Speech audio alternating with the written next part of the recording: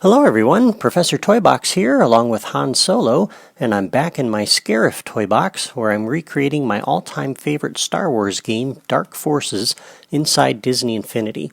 I've substituted the planet Scarif for the planet Denuda in the first Dark Forces mission because thanks to Rogue One, we now know that Scarif is the place where the Death Star plans are kept, not Denuda.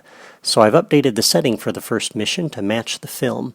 Today I'm going to show you how I built the transit rail system that connects the different islands to the main island where Citadel Tower stands. Here are some pictures of the rail system from the Rogue One movie so you can see what I'm building. As usual, the toy box doesn't have all the blocks and textures we need to duplicate this exactly, but we can build something that works and looks pretty good. I've already built 2 of the 3 rail systems that I need. I saved the last one for this video so I can show you how to build it. And the rail system itself consists of 5 lengths of this very long racetrack, long straight pieces, and that connects the different islands. And the texture that I've used for this is the Toy Story in Space texture. And I'm going to start with the bunker, which is the entrance to the rail system. I've already built one on the other side. We're going to build the one on this side.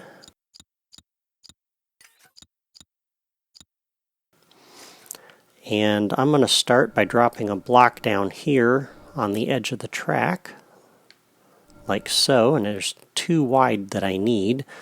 And I'm putting this here with a little bit of overlap because the blocks in the blocks drawer have rounded edges, and if I put that over here, there's going to be a gap between the end of the track and the block. For the texture for the blocks, we'll scroll over here to the Star Wars textures and I'll show you the one that I use. I use this one for all of the textures on all of the blocks of the bunker. And that is the Hoth hangar wall, and I'll set that to be my theme. And the bunker is a lot easier to build, I think, than the Citadel Tower was. So we'll start with a row of those, and those, and a couple little pieces here on the end that are slanted. And then we'll need some stairs, so I'll come over here to the stairs.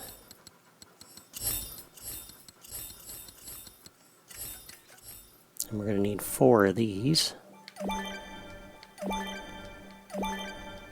There we go. And just to get to the other end of the drawer again, I'm going to pick this piece up, put it back down. So now we're going to drop another one of these here, like so.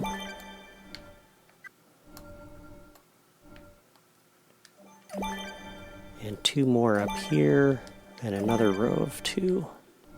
And then I'm going to fill in this little gap down here on this side and this side. So you'll come in the bunker and up the stairs, and that's the opening that gets you onto the rail system. And then up on top of this for the roof, we'll have another slanted edge here, one here, and let's see, then we'll need this one. And that gives us a nice square front edge on the end of this. And there's our bunker. So that's pretty easy to build, not too terribly bad. Come down over here. So you come in the bunker, up the steps, and then we'll have the car waiting for us. So for the car, we'll go up under Building Sets Group 5, and I'm using this covered walkway from the Toy Story set. And we'll drop this right here, centered on the track. And this one's temporary. I'm actually going to delete that one when I'm done. The real one will be down on this end, but I'm using these for spacers. And I want the one to be actually down here because we're going to be on this landing pad when we first come here, And so this car is waiting for us on that end. and then we'll ride the car over here to the tower. And once we do, we want cars waiting for us on either end of this at the tower, so we don't have to stand over here and wait for a car to come. So this is the one that will actually be here, and that one is just there for spacing. So now we've got our cars. Now we need to get them to move. And for that, we're going to need a couple of creativitoys. And I'm going to use a path tool. So we'll come over here to the path creator, and I want it centered on this car, which is why we've got one on either end of this. So that's where the path tool will go. That's the first point, the starting point for the car. And then as we head down this way, we're going to drop several points.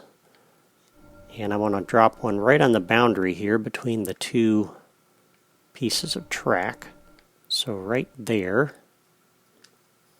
That's the first one. And then we'll do another one down here as we approach the other car. And we'll do this one right on the boundary here as well. And then one more centered right underneath the car itself. And it looks like that's about right. There we go. So there's our points. And the reason I'm dropping 4 points instead of just 2 is because I'd like to make the car a little bit more dynamic. So it's going to actually speed up and go really fast in the middle part of the track and then slow down on the other side. So we come in over here to the path tool. We'll come into the properties. The default speed is fine and everything here is good, except I do not want to auto start the objects when it's connected. I want them to start when I push the button to make the thing go. And for this point here, come into the properties here, and I'm going to change the speed to be the max I can set this, which is 300. So we'll start at 100 speed, and it'll increase and accelerate until it hits this point, and then it'll do maximum speed all the way down to this point. And in order to make it do that, we'll have to set this one to 300 as well. There we go. And then this one should be set to 100 by default, like the other points, so I don't need to change anything there. So there's the path set up. Now we can go ahead and connect the walkway here to the path. Here we are. And at this point, that one's connected, and I don't need this one down here anymore, so we can delete this car. That's just going to be in the way.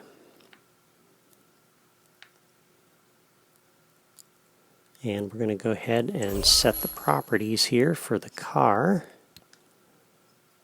So for the toy box path, everything here is fine. We just need to change the movement style from loop to back and forth.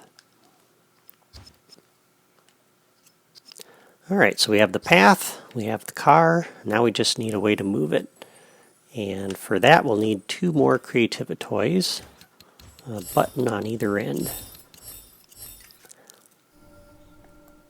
And I'm going to drop the button here like so. And I can't really put it on the car. And it'd be nice if the button only had one side with a button on it. But yeah, as it is, we'll just have to remember to board this first, turn around and hit the button. Otherwise, the car will take off without us before we can hop onto it. And we'll put the other button down here on this end. Like so. And I might have to move that over to the left a little bit. Yeah, maybe, yeah, I think it might be over a little too far. Okay, so for the button, to start the car moving, we'll do a new logic connection when pressed. We'll come over to the car, and we will start. And when it reaches this point here along the path on the end,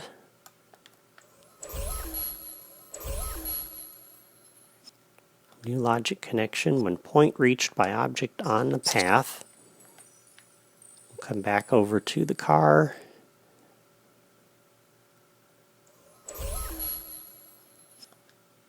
And tell it to stop. And likewise for the other button on the other end, I'll go ahead and move this over. So for this one, new logic connection when pressed. That's when the car will be on that end. We'll have the car start again. And then when it reaches this point,